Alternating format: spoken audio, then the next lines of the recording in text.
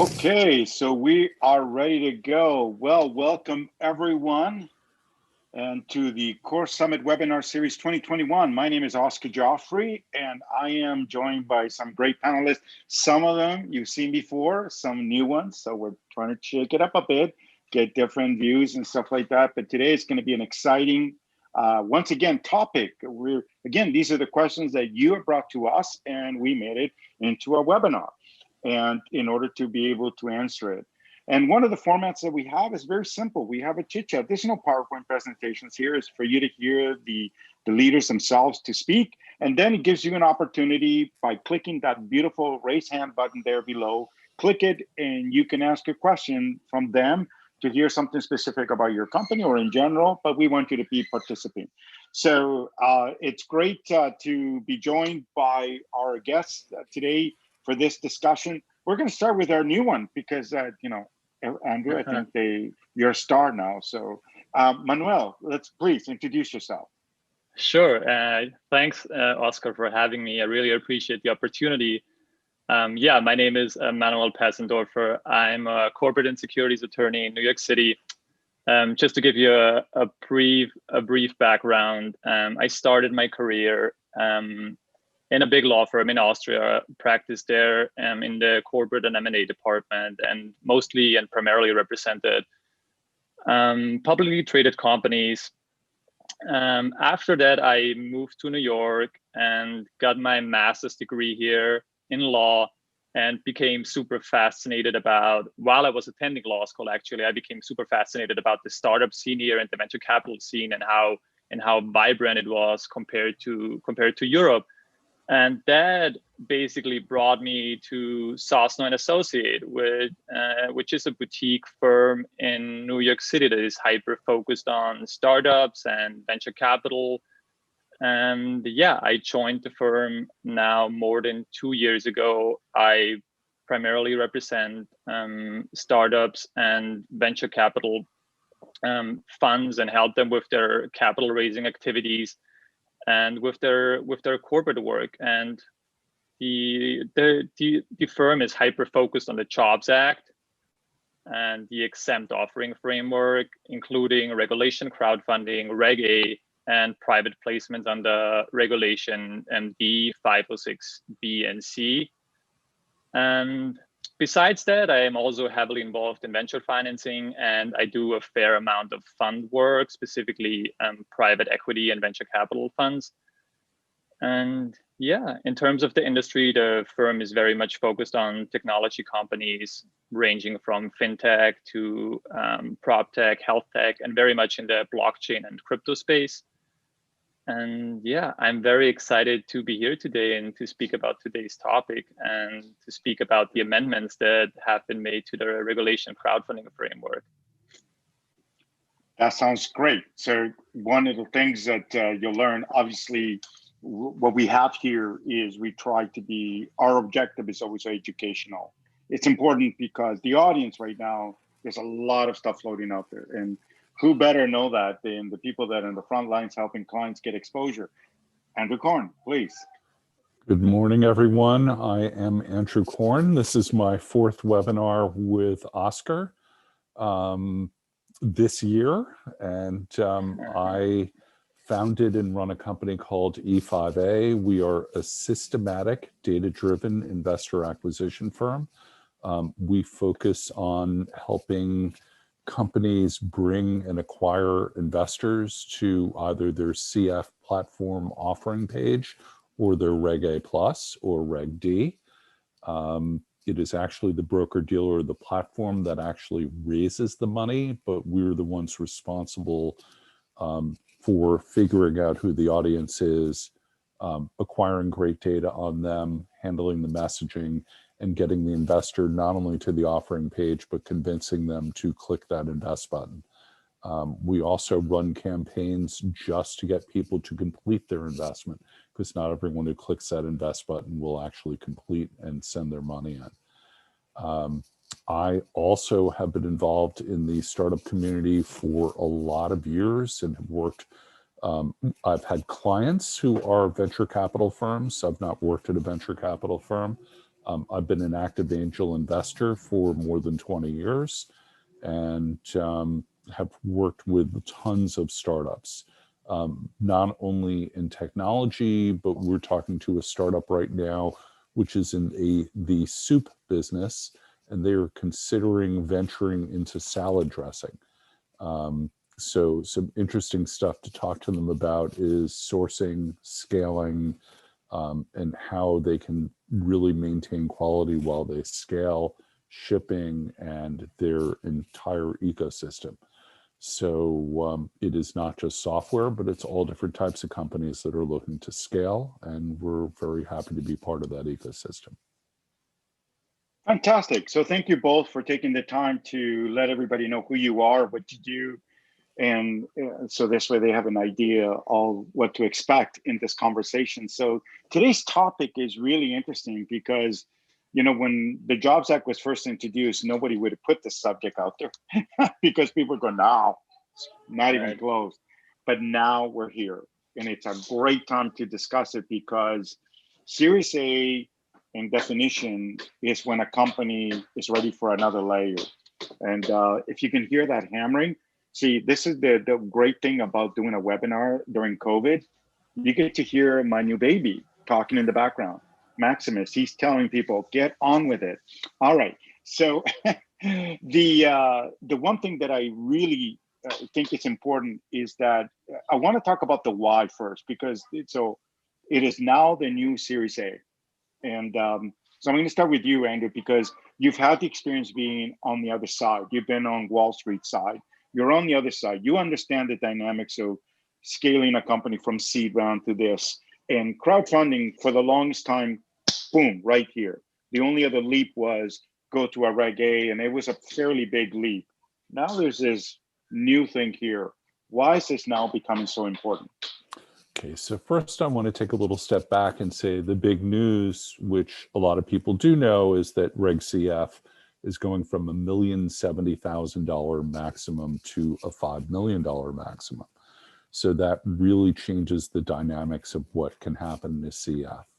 So my firm has stayed clear of RegCF because raising $1 million and hiring a firm like ours to help you is not very cost efficient. At 5 million, it starts to become quite cost efficient. There were some exceptions to that when we would help with the CF that was helping to A plus, where they were going to raise a great deal more money. And we encouraged some firms that we felt had really good management teams and a really good story and a really good product, that was a viable route to starting with, quote, having lots and lots of people come in to help fund them and then bridge that to a Reg A. So the topic today is now that it's $5 million, can we switch this over, and instead of doing a Series A with a VC firm, can we use RegCF to raise $5 million and replace that? So I want to take a step back and not answer that question precisely yet, and say, what's the difference between VC funding and doing a CF? And the biggest thing is the size of your investor base. If you bring a VC on, they frequently don't come alone. Even for a Series A of $5 million, they may lead it at 3 and get a couple of other VC firms to throw $1 million in each. So what will happen is at that point, the lead VC will probably ask for a board seat and get it. And they'll also probably ask for specific terms like liquidation preference and other favored terms. They want a different class of stock, which I'm going to definitely let the lawyer who knows more about that than I do speak to that. But there are things that they will want. In a Reg CF, you're doing the opposite. You are setting the terms, and then people have the option of investing or not investing. And generally, you should not do a CF unless you want a lot of investors. If you're going to set a minimum of $200, let's say, which is not even that low for a CF, and you're raising $5 million, you're going to wind up with, if everyone just invests 200, you're going to wind up with 25,000 investors. So Now, that may not be something you want. And if you are going to do something like that and have a boatload or several cruise ships full of investors, I suggest you have a great transfer agent. And Oscar may just know one. So let's look at the difference between what we're doing here. So one of the things I love to say, and then I'm going to yield my time, is what I love about the new CF is that you're not getting 3 people to validate your business plan and to help fund you. You're getting thousands of people to validate your business plan and help fund you. And many of them may turn into customers. Many of them may become influencers, like on social media or telling friends.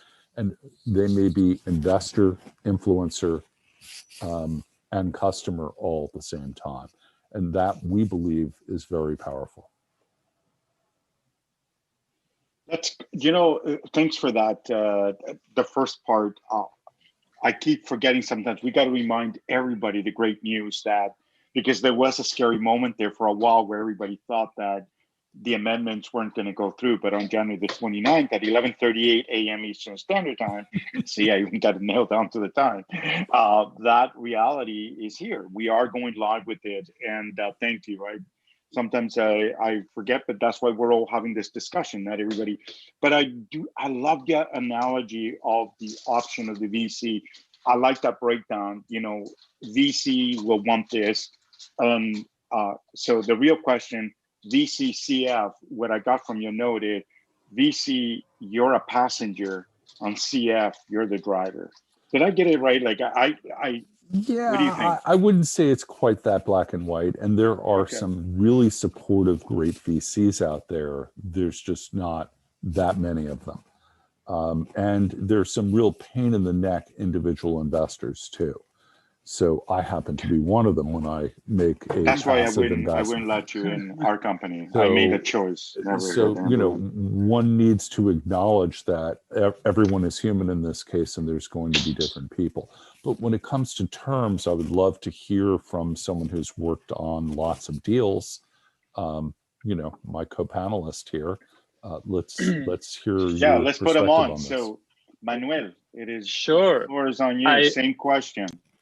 I can echo what Andrew just elaborated upon. I think there are like 3 major points here. The one Andrew mentioned, it's the cost of capital, right?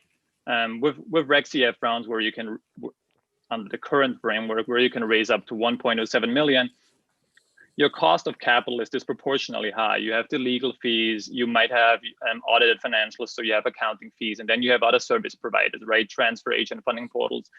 So your cost of capital is disproportionately high. That will change. That will certainly change with the 5 million, which is great. And it's also great that vendors like Andrew can now also venture into that, and it is worthwhile for issuers to hire companies like that. The second prong here, in my opinion, is the size of the offering. When we look at Series A rounds, and maybe I make a step back here, what Series A rounds are, in fact, they are typically a priced equity round, and it's typically the first priced equity round. Before seed rounds, you very often issuers very often issue convertible securities in the form of a convertible note or of a safe instrument. And with the Series A round, the first time you issued priced equity, very often in the form of preferred stock, sometimes in the form of common stock, and it's typically non-voting common stock. And if you compare the range of Series A sizes we have out there, it's typically between 3 to 4 million up to 20 to 25 million. And that would exclude Series A rounds of biotechnology company, which are far beyond those amounts. They typically raise up to 100 million or even beyond 100 million. But if we take that, and if we and the median, I think, is around 8 to 9 million compared to the 5 million new maximum offering amount on the regulation crowdfunding, we are in the ballpark of a very decent small Series A round. And I think that is great to be able to bridge the gap, as Andrew outlined, bridge the gap to a Reg A offering, or even to a venture offering, a subsequent venture offering. I think the discussion is always like VC versus the retail investor, but it shouldn't be. At the end of the day, and I think the VC industry has to adjust to that, they have to align at some point with the Main Street investors. They were, up until this point, were very, very hostile towards retail investors, and they didn't want to have retail investors on the cap table because the cap table would be messy, and that would later on inhibit future financing rounds or even like an exit event. I think that will change and has to change. And the last point is, I think, and that is a very pivotal one, is who determines the terms, right? In the RegCF round compared to the venture round, as Andrew outlined, if you have VC people investing, the terms are typically highly negotiated. And that means, as Andrew mentioned, they want a board seat, there is a liquidation preference, they want specific preemptive rights where they can keep their ownership stake in the company in a future round. They very often get, dividends are not really paid that often, but they have other protective rights that issuers would not offer under a regulation crowdfunding round. So in a regulation crowdfunding round, the issuer is really, as you mentioned, Oscar, more in the driver's seat, right? And what regulation crowdfunding can do and why it is so great compared to VC investors, although VC investors, as Andrew mentioned, can be really like a great partner and have, a strategic partner that help the company scale and grow. With the Main Street investors, you really get the crowd in. The crowd that are already an ambassador of your brand or will become a brand ambassador of your brand. And they're excited about that. And they go out there and they spread the word out there. And that is really a great, in addition to raising capital, it's a great marketing tool for issuers. And it is and they become shareholders. So there is an alignment of interest. And yes, that is really great. Yeah, I agree. Sorry, I didn't mean to. No worries. One of the things that, for me, it goes back 11 years. It's amazing, when you really start recognizing how long this has been around. When we started all this, and I remember when I first wrote my first book, Equity Crowdfunding 101, I was challenged on a statement on a blog or a component of my chapter, which I believe back then, even 5-6 years ago when I wrote it, was that I believe that shareholders shouldn't be looked at shareholders more as customers and ambassadors, because it changes your mindset, how you treat them. And I was challenged by a VC at the time that who in their right mind would want to have 5,000 shareholders in a company? And my rebuttal to that was, the irony is that when we come to you for money, the first thing you're asking is, how many customers do we have? So in this case, I'm coming with 5,000 customers, brand influencers who gave money to be part of this. It's the narrative that changes. And I'll say this, I'm very honored that we now have venture capital. To Andrew's point, that not all of them embrace this. They do get scared that there's a large gathering of investors, but we are bringing crowd and VC together and private equity in our company, and it's great to see that it's starting to happen, because I think, Andrew, you said this before. It's not saying that VC money is bad. VCs have some great attributes that we cannot just disregard. Which is they have connections, they have experience in some cases, but you have to watch out, as Andrew said, they're not all the same. But the point is they're, and same with the crowd. The crowd brings different value. So I think it's one of the things that's exciting for us, that we can finally speak in an equal, say, hey, you know what? It doesn't have to be just VC or angel, or the crowd. How about the hybrid? How about a mixing of the two? And we've now seen that, and we're seeing it in bigger numbers in Regulation A, where nobody said that an institutional would invest in a Reg A deal. We're now seeing that. So this is an exciting component to it.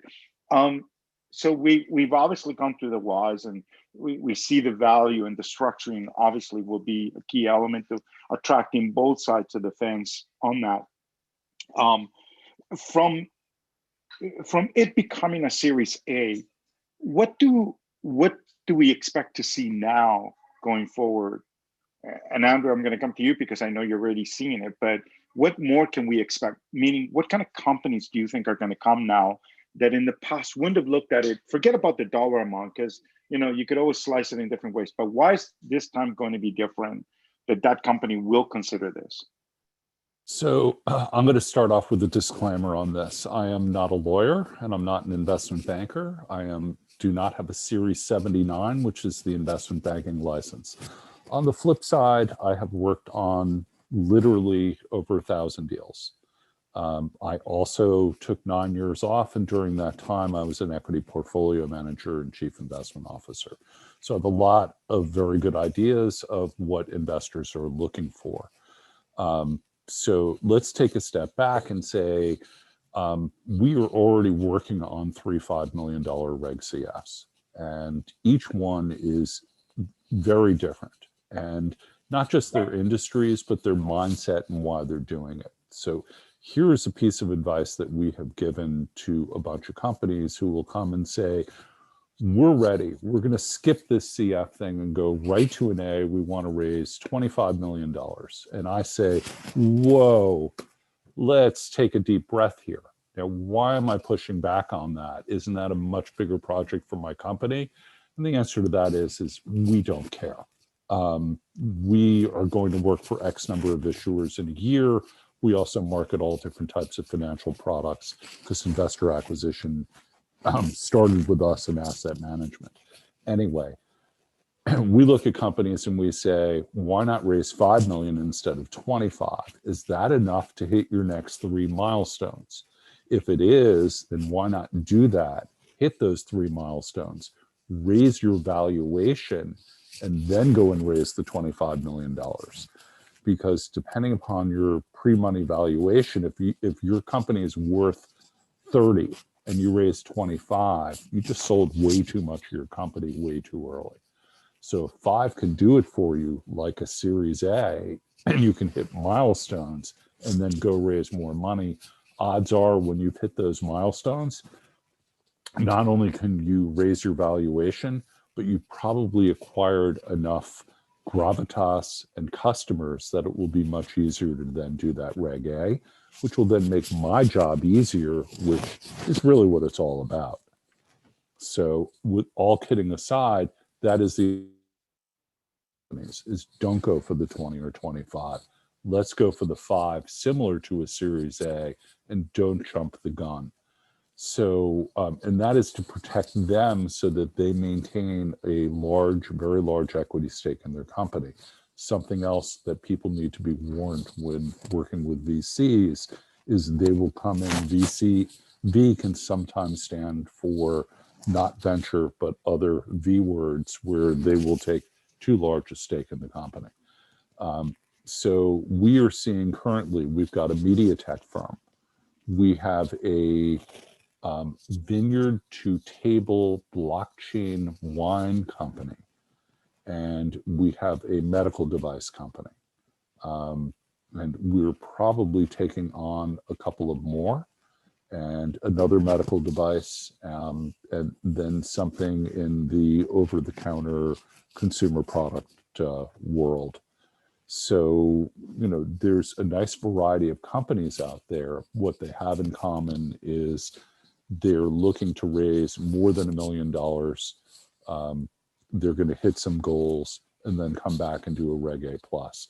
And I'm just going to add one thing to that is we have another company, they want to do a 5 and a 75 right behind it and go straight to the NASDAQ. And to that I say, no, do your 75, maybe do another 75, and then do an S1 and go straight to the NASDAQ when you are large enough that you will not be a microcap stock. So. Thank you for that. No, that was, we'll come back a little bit more on that, but obviously, Manuel, I'd like to hear from your perspective. I mean, you, Robin, and your team at Jobs Act Lawyer have been advocates of the Jobs Act. So you've seen small, medium, large. Typically, companies that you get are you seeing a different type of client now coming your way potentially, or do you see the same type startup technology and continuing that path?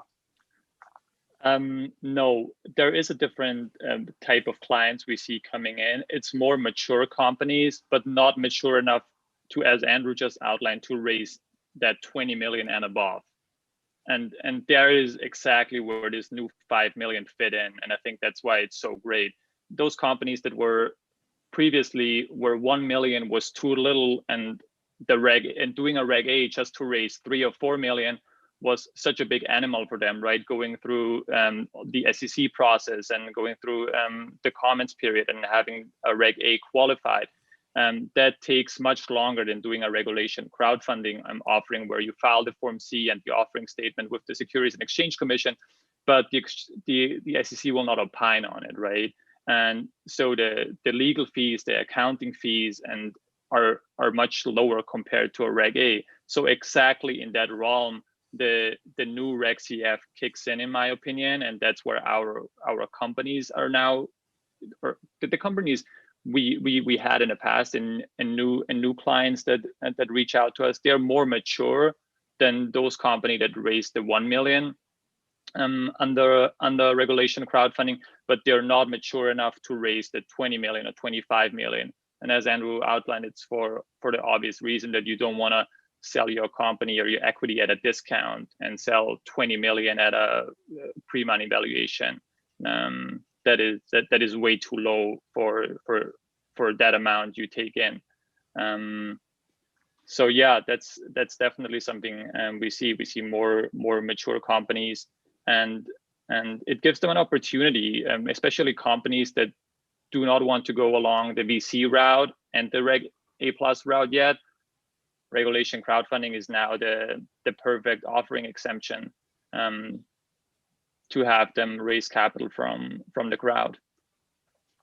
And let me ask you both this question. I mean, we've talked about dollar amount and passage and all that, but I mean, traditionally, to a certain degree in RegCF and others, we've seen certain sectors, and some people say, well, it doesn't work for these sectors or for other than that.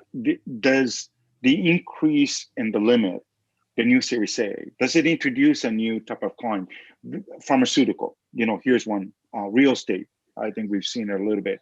Mining, and I'm not talking about crypto mining. I'm talking about traditional mining. Because it's an honest question, right? I mean, these companies, 1 million wasn't enough, but 5 million, in the mining industry, you can do a lot of exploration with that kind of money in this market and get a lot done before they need to go to the next stage. So I'm just curious, will this open it up to more, or are we just saying it works best if you're a business to consumer product line or you're a technology company? Because then what it does, it wipes out 80-90% of the rest of the businesses. Andrew? Yeah, so I think the dollar amount helps. It's also as was just stated, there's a bunch of fixed costs, the legal, the accounting, getting a transfer agent, those types of things. It's going to cost the same no matter how much money you're raising. The big variable cost is the investor acquisition, which also has fixed costs to it, which is one of the reasons why 1 million makes it cost prohibitive from my perspective. But the difference once you've hit those fixed costs between raising 1 million and raising 5 is not tremendous. So it does open, I need $2.5 million to do this. There really was no way of doing that. Kind of too large for friends and family, way too little for a Reg A+. And it could be, gee, we're going to do a Reg D, or we're going to do something open only to accredited, but then you're cutting out tons of people. And I think about businesses that may not scale and may have no shot of being a unicorn, but are wonderful, wonderful businesses. Things like restaurants, things like other types of food that are being sold where, yes, they may scale and get acquired, Or they may scale and go from 1 operation to 5 operations, or a bakery from 1 to 10. That's a really good business. And if they raise the right amount of money, it can be done strategically in a super smart way. And everyone will get not only their bread or their donuts, but they'll get dividends. And eventually the business may sell as well. It's kind of an enhanced lifestyle business. And I definitely see a lot of those on CF platforms. They may think in their mind, oh, we're going to be $1 billion company one day. But that's a place that's very different. A VC cannot really invest in most companies like that because they need to invest in companies that will become outliers in return, because they're all worried about their limited partners who have invested in their fund. The crowd may be investing because they're just passionate about it. And where there's passion and a reasonable dollar amount as an entry fee, meaning the minimum investment, you can get a lot of people excited and have some really good success with regional businesses, things that may not scale like software. And I look forward to working on some of those as well. You know, as long as everyone knows what they're getting themselves into and understands all the fixed costs that go into that. We also are seeing, some very super high quality companies with experienced management teams who, with really clear vision and a path and a methodology to get there, who want to start with CF now. So we're super encouraged by both of those two kind of extremes of what we're seeing. I would like to add a note to this. I echo that absolutely, Andrew, what you said. I think what is also very interesting in terms of what you ask, Oscar, is there a shift in the industry, in the industries, and like what industries could possibly utilize regulation crowdfunding now, where there is a new maximum offering amount? What I think is that there is a correlation between the maximum offering amount and the type of securities that will be offered. Whereas now we saw very much that the 1 million only really justified, and I think almost like 80% of the companies I have represented, and if you look through the funding portals, most of the companies offer convertible securities. It is a convertible note, or it is a SAFE. And I think that correlates with the offering amount. Now, where the offering amount is up to 5 million, I think more companies will utilize the price round and they will issue preferred stock.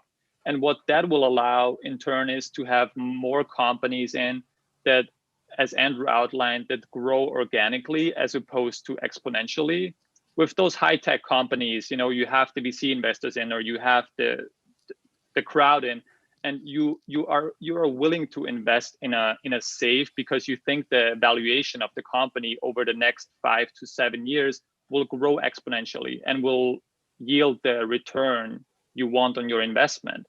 Whereas if you want to invest in a New York pizzeria and the pizzeria is offering its securities on a funding portal utilizing regulation crowdfunding, that might be a total different equation, right?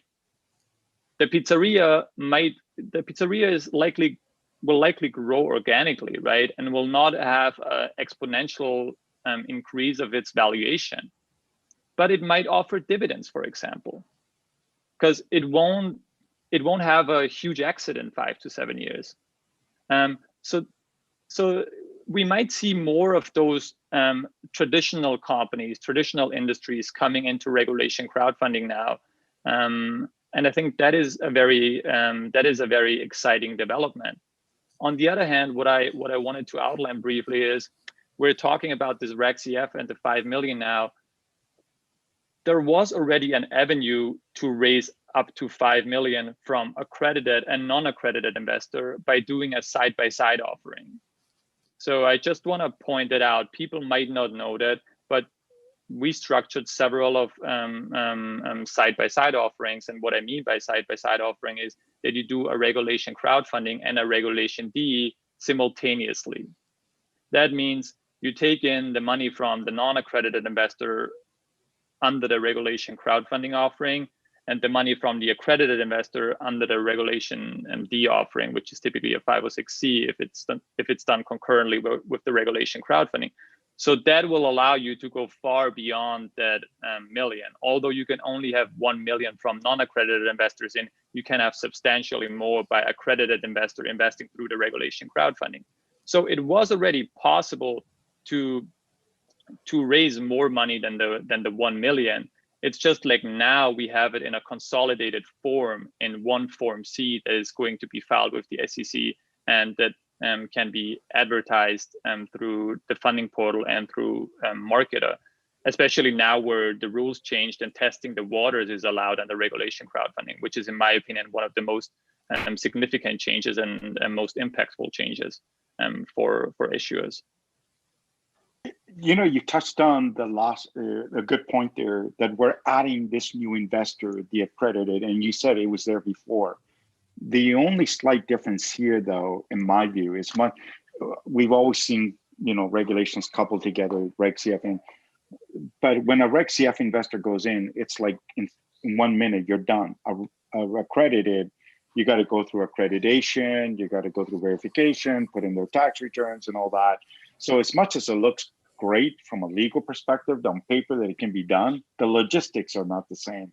But that being said, comes back to the new component. Now we wipe that away. RegCF does allow an accredited to invest an unlimited amount, which in the past wasn't, and it's under the regulation CF rule, which also allows the company to have more of them, where before they had a shield of under 2,000, right? So there's other implications as well.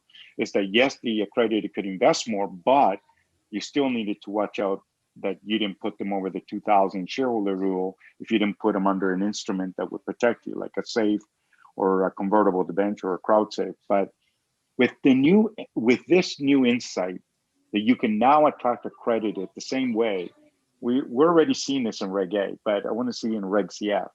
Will that navigate companies that typically will do a Reg D for 5 million? I'm just going to do the accredited because that's the only option. What do you think, Andrew? I mean, I know what I see. And I'll so we're already seeing this, and actually it can be really used for marketing advantage. So you were thinking about, gee, let's just file for the 5 million. If we raise 2.5, we're fine. Anything over 3 and we're golden.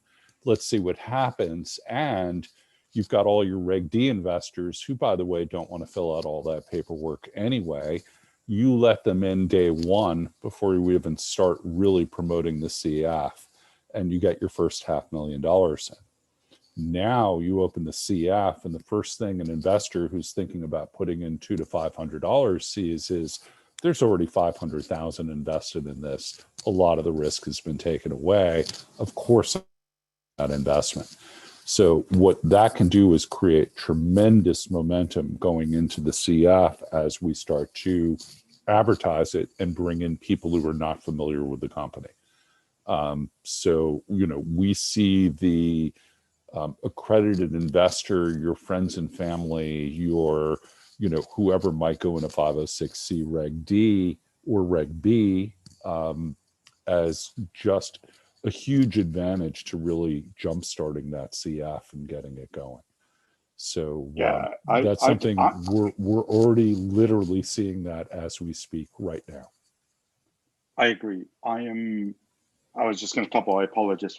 I keep cutting you off. I think it's just because we're always together, you know, on these webinars. And you know what excites me? I mean, for those who have been here right through the beginning, I mean, 358,000 Americans have already participated. I mean, this is just, you know, it's not one anymore. Now we're allowing an accredited investor base, which in the United States is about 8.5 million, 10 million, give and take, which can now also participate here. I firmly believe we will see a different type of company coming in. A roofing company that would never looked at it because they get spooked or for whatever reason, but yet they have thousands of customers not realizing that each of them could be offered an opportunity. Or construction company, concrete company. Somebody was telling me about Middle America, an area of America that doesn't get a lot of funding, with now with a $5 million increase, it's going to help that region out tremendously.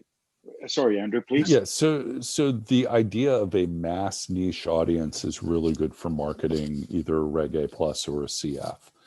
So if you've done something and you've already touched lots of people and they're thrilled about what you've done, a lot of them may want to become an investor.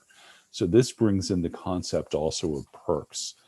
If you invest in my restaurant, you're going to get a burger and fries ×4 in one visit, or over, if you're smarter, maybe it's over 4 visits, so that if they come with 3 other people, you're selling 12 meals as well as giving the investor a free one, each of those 4 visits. So thinking about perks and what will be an incentive for product usage and revenue, as well as investor / customer satisfaction, it's not just a marketing gimmick or a way to take in money. It's also about enhancing your business. You know, there is a well-known entertainment company out there which already has 30,000 investors. They're doing another Reg A. We're hoping they hire us. Anyway, but with that, their goal is to have 1 million investors. And you know, if you have 1 million investors, every time they put out a new movie, if a quarter of them see it and bring a friend, that's their first 500,000 tickets sold. So not everything can scale like that, like entertainment can, but using that concept and extrapolating it to your business is a really smart way of thinking. And with our medical device company, they're thinking about how practitioners can become investors as well as customers of the company. And how does that work so that A, there's no conflicts of interest, and B, it helps accelerate revenue while also taking an investment. So, you know, thinking these through, these are strategic thinking sessions that need to occur to make sure that you're doing this as optimally as possible. And definitely that's marketing and finance working together along with what's practical for the business and makes sense.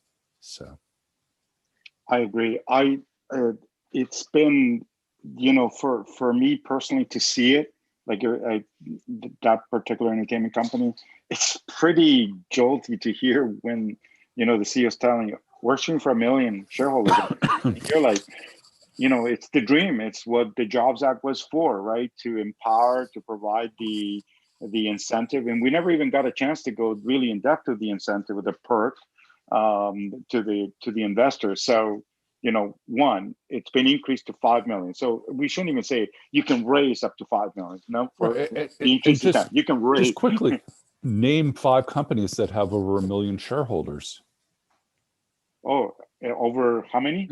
1 million. How many companies have over 1 million shareholders? Ever hear of Apple Computer or Google or Facebook or any of the FANG stocks? They all have over 1 million investors. So it's not something outrageous to think of. It's just another, it's a very large, a bold, audacious goal, as we love to call them. And they're great to have. If you can then form a path to make them achievable, that's even better. No, I agree. That's a great point. Sometimes I don't make the correlation to public companies, but you're right. They're the ones with the big base. Why can't we have it with private and actually make it even stronger? The incentive, the perks, I believe will also be a game changer now with the 5 million, with a new type of company coming in, because traditionally we've seen it usually being delivered only by one type of audience, a company that's consumer driven versus a company that's not consumer driven.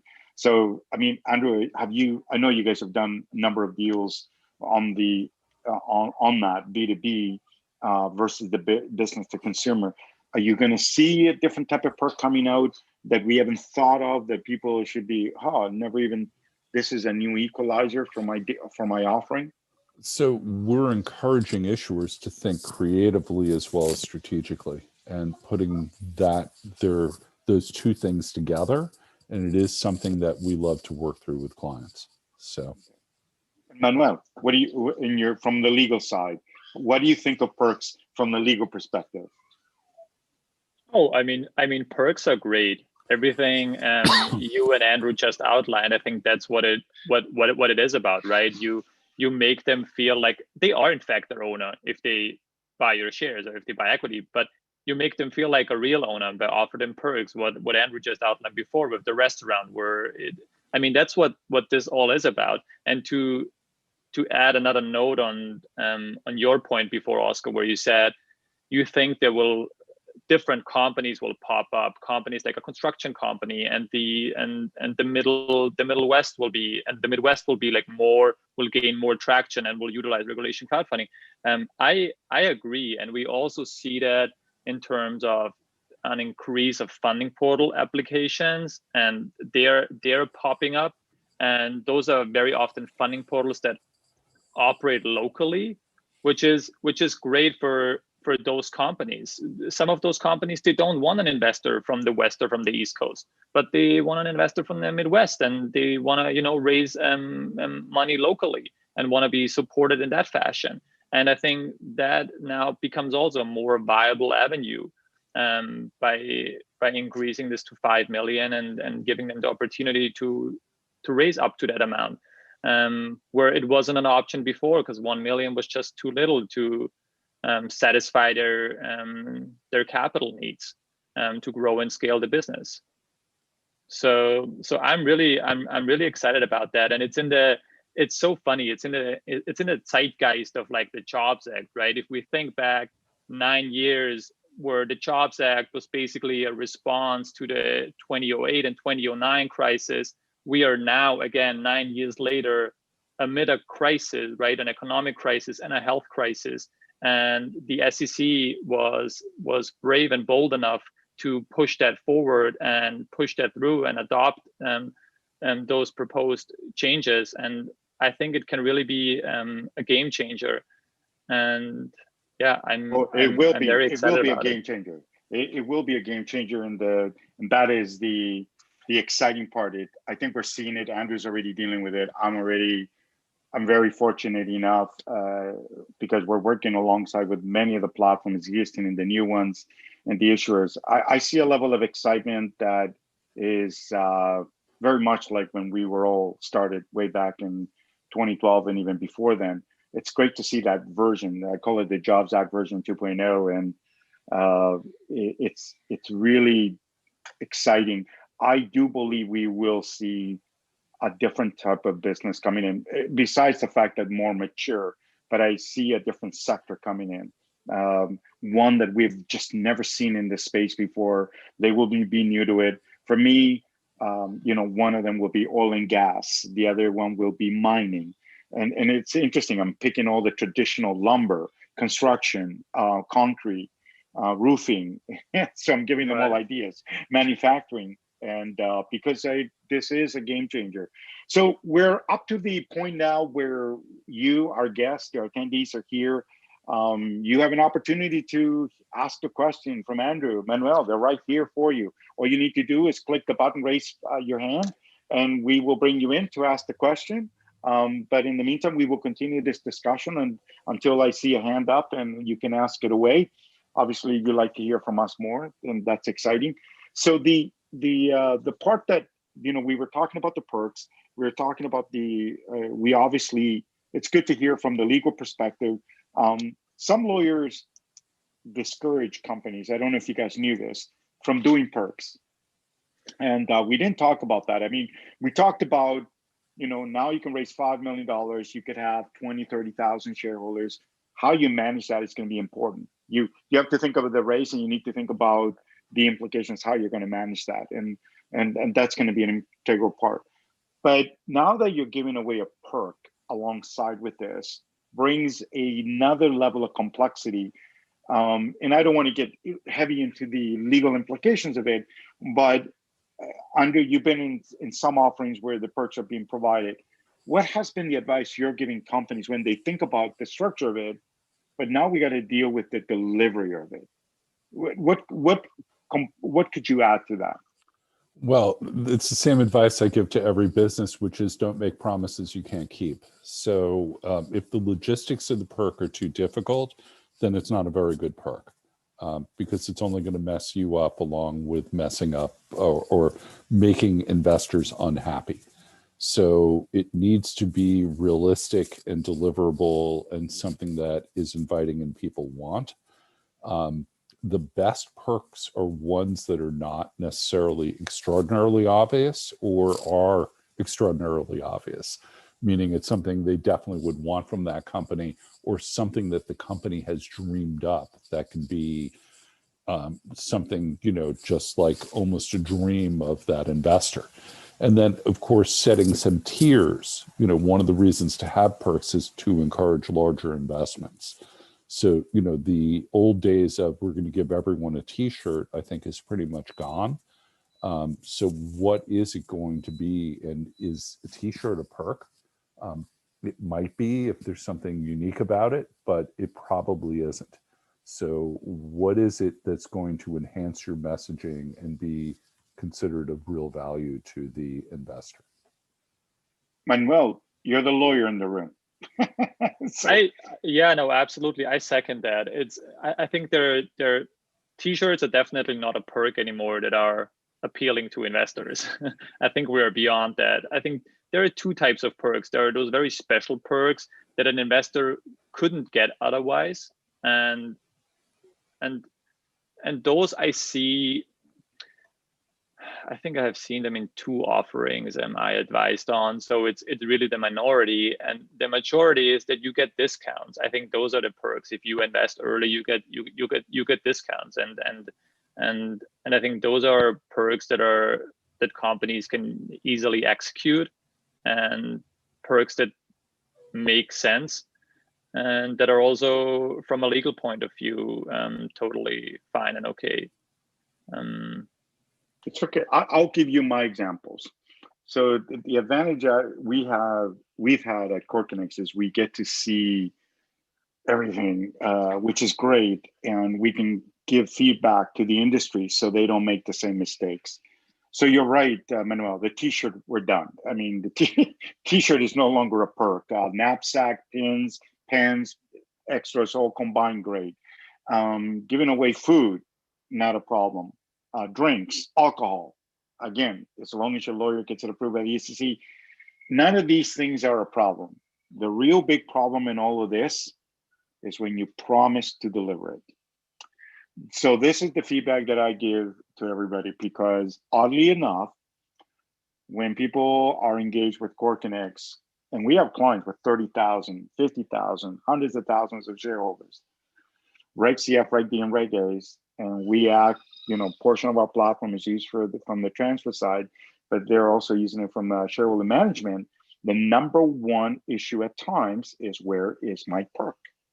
And I want everybody to understand why I'm going to tell you this, because there's a little thing that's happening right now that will affect all of us.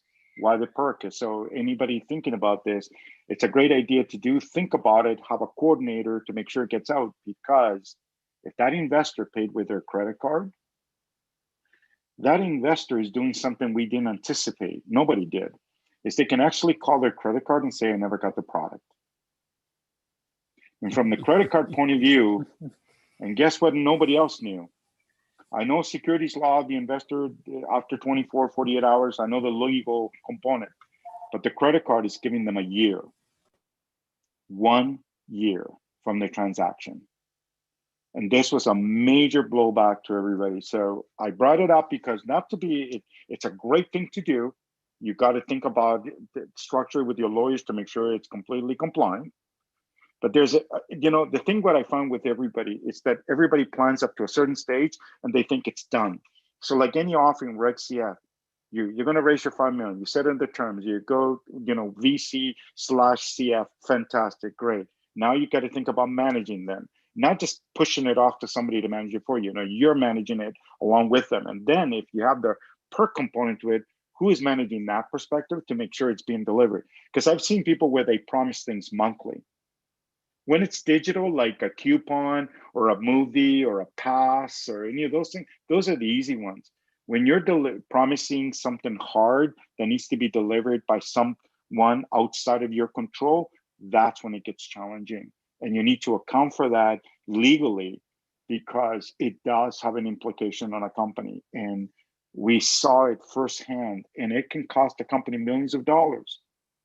Because interesting enough, if the people do not get their perks on time, they have that fallback where they can call in and say, I never got it. The credit card isn't asking whether they got a share certificate or anything. To them, somebody made a purchase and they didn't get their product. It's a new component that we've added as a kind of a alert to the industry to make sure everybody's aware of it. I love perks. I've seen it work. I've seen the companies that do it right. They actually have a perk administrator. That film company, Andrew, they actually have somebody dedicated, nothing more than just dealing with perk. I have a cannabis company that's actually, they have a person they hired. Her entire job at the company is to make sure the perks are being delivered. Even want to know what those perks are. And so I want to reel this back in with the CF versus doing a VC Series A. Yes, please. And just kind of sum up: small number of people, large number of people, pitching firms, which costs you time, and potentially a lot of time and a lot of meetings, and I refer to it as a full-time job. I have had many VCs personally invest in companies that I have run, and they can be super smart. Doesn't mean they're always right, but it does take a lot to get them to write the check, but the check is very large versus you're going for lots and lots of small amounts of money. And hopefully you can leverage the power of the crowd to help your business in a lot of different ways. So does the CF replace the A? For some businesses it does, for some it doesn't. In the RegCF, if you're going for the 5 million, it's going to cost you quite a bit of money. The cost of capital is going to be much larger if you're not including time. But doing even a RegCF will take quite a few hours for you as well, or days, and that needs to be budgeted in as well. So they are very different animals. They serve slightly different purposes, but each can replace the other depending upon the circumstance. That's a great way to look at it. As we kept talking, it makes you revert back to make sure that you understand the path to each one: cost, time, effort. And let's not forget COVID-19, right? Let's not forget that. You're going to talk about all the weight I've gained, the 19 pounds I've gained with COVID? Oh, you're being generous, man. I don't want to tell people how much I weigh. But Bruce, I'm going to get to you. But I just want to say one comment to what Andrew started on, which I think is fantastic, is that there is one thing that we need to add to this that wasn't there a year or 2 years ago. That's COVID-19. COVID-19 does change that strategy, meaning before you could go see VCs in their office, you're not going to do that. That personalization is not there.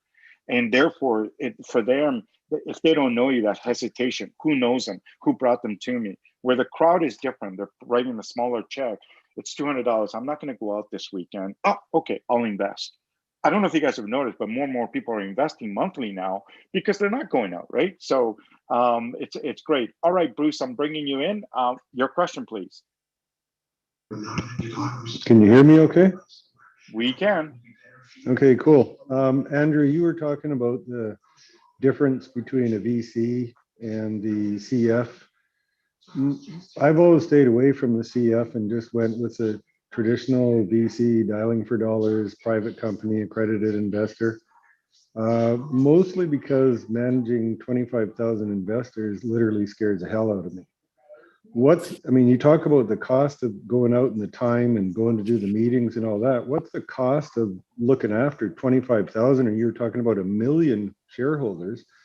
How can this be financially viable? So I'm going to address that a little bit, but really want Oscar to answer that question. One of the things that my firm has done, partially intentionally, partially serendipitously, is we now have about 850,000 accredited investors in our database. What we have found is that if we generally solicit them, no one wants to prove their accreditation. So what a RegCF does is allows them to check a box and invest as much as they want over whatever period of time that they want. And sorry, I'm just getting rid of that phone call. So we have found the CF to be a very light way of doing a Reg D. As far as going after VCs, that can take months and you can wind up completely empty-handed. I've never seen a qualified company do a CF and not raise a reasonable amount of money. So I think the odds of at least reasonable success are also much greater. But to answer how do you manage 20,000 people, that's really a question for Oscar. Thank you. I rarely ever do this, but I'm going to, because the question was asked, I always try to keep this educational. But so one of the things that we saw over 10 years ago that we knew would eventually come is that what would happen if a company did get 1 million investors? How do you do that? How do you manage it? How do you keep all that engaged and everybody brought in? So we designed a platform that is something that would be private label to you and your company. And it would allow you to manage all of them. It would give each of those shareholders the ability to log in, view their holdings, be able to do transfers and secondary market trading if your company was allowed to do so. It engaged them. It kept you by providing you the cap table, the shareholder management to communicate with them, sending reports. So no more email blasting third-party software. And it has a SEC registered transfer agent as well if you need it, depending on what exemption you're using. And it has a boardroom package, so it keeps your boardroom together. It also has an issuance platform that if you want to raise capital after a RegCF to a Reg A or Reg D, it's directly connected to a broker-dealer network, or it provides you the technology. So our view was, we're here. 10 years ago, nobody believed us. Everybody thought we were nuts. That I remember the first time I told somebody that 11 years ago, that some company could have more than 2,000 shareholders. They go, it's a joke. It will never happen. 2,000 now, it's an everyday occurrence. So it's possible, it's doable, and more importantly, it's cost effective. 99% of you can go to our website, it's 100% free. You can manage unlimited shareholders, unlimited companies, unlimited users, 100% for free. Yes, you will pay for certain functionality depending what you want. And even then, look at our fees, very, very small monthly fees. We're very much aware that this is a journey of trying to help you grow, not trying to take it from you. That's why lawyers like Manuel and Robin Sosno and Jobs Act lawyer, they are there to help you. They understand what it's like being an entrepreneur. They themselves left big law firms to not charge you, $10,000 up front for something that, only is going to cost you a few thousand. They're cognizant. They want an experience with you. They want to be there for you through the journey of your business, not a transaction. Andrew Korn, same. He's providing a very necessary service. So our ecosystem that we build, for if you attend our webinars, you will find that we bring you an ecosystem of participants that share the same belief that the Jobs Act was created for. So sometimes I think, Andrew, I'm going to remind myself to do this over and to remind everybody why the Jobs Act was created, because it all of these pieces came together because we understood, and each of us created something differently, but not to be separate, but to be part of it. It's a team sport, and that's how you succeed. I firmly believe that now the crowd is going to get bigger. And I believe, and I'm already seeing it, and I'm not saying large numbers, but I am seeing venture capital embracing it. They didn't do it in 2012 or 2015, but they are now. They're embracing it. They're seeing it as, hey, wait a minute, this is not a bad equalizer. I don't have to, my risk is, it's pretty good. They got all these people to buy in. This is great. This is not bad. Okay, so I'm not 100% in control. I can still contribute. See, I think people misunderstand that you're not kicking them out of the room and not to be participant. You're looking for the best people. Maybe that VC is the best person to be as an advisor or a VC or somebody guiding you forward. So great to have choices. That's my belief. And today, there's no excuse for, the technology's there, it's free. The tools to make things happen are available. They weren't there 10 years ago, they are today. So today is really your mindset. As a CEO, you need to be ready. Manuel said it best when we were starting the conversation. He said, you can't just look at them as shareholders. You got to look at them as customers, ambassadors to your brand. As soon as you do that, wouldn't you find a tool to manage your 10,000 customers? You would, in a heartbeat. You would do everything you can to make sure you're constantly talking to your customers. Well, listen, you now have not just customers, brand ambassadors. I'm going to share one story with you guys, closing the Brewdog Breweries, a UK-based company that used crowdfunding in the United States, and today is still the darling of crowdfunding globally. Why? Because this company took on the whole concept of turning them not into from shareholders into customers and from brand ambassadors, but it went even further than that. It removed the dialogue of shareholder in everything they do. They get them engaged with every one of their product, the branding, launches, everything. They are fully engaged. They're out there in Twitter and Facebook selling the product for the company because they're part of the journey. That CEO is communicating with them constantly. We're going to do this. When they brought a hotel, the idea to bring the beer to the hotel room came from the crowd. I think that's exciting. You know what I mean? A product developed. I mean, a lot of people go, that seems sensible. But, you know, again, they listen to the crowd. And in Columbus, Ohio today, you can go to the Brewdog Hotel and stay in a room, and the beer will spur right into your room. So you don't even have to go to the bar. Isn't it? Isn't it great? I mean, that's what we strive for. And could that be done for anything? I truly believe you can. You can't just take people for granted anymore. The Jobs Act, I'm going to remind everyone, democratization of capital, we've done it. We're allowing 233 million Americans to invest. That's there. Number two, you give them the ownership back to the companies, the owners. We're doing that. You're given the privilege to call the shots, create the term sheet, in terms and all that, where you are driving it. But that comes with responsibility. The responsibility is don't treat them like what public companies do. That's what sets us apart. These investors are going to sit on your cap table. You will know them by name. They will be the greatest champions of your journey if you change the way you look at them. And I know for some people that will take time. Some are adapting to it like, boom, I get it. I'm there. Call them customers. At KoreConnect, we call them gladiators. That's right. We're empowering the private markets. We need gladiators to make a change. So, all right. I could go on. I get excited about this part. So closing remarks, Andrew, and then Manuel, and please. Who could follow that, Oscar? Thank you for having me again. I appreciate it. And this was fun today. Thank you. Manuel. I can second that. Thank you so much for having us. And I love to see your excitement. I hope this will carry over to other people. And yeah, we will see a lot of traction in the industry, and I'm pretty sure it will. I'm sure it will as well. Thank you. And for those who attended today, thank you so much. To watch the videos again, they are all online at KoreSummit.io, or you can go to our YouTube channel, KoreConnect. All the speakers' information is there as well. Their LinkedIn link, their email account.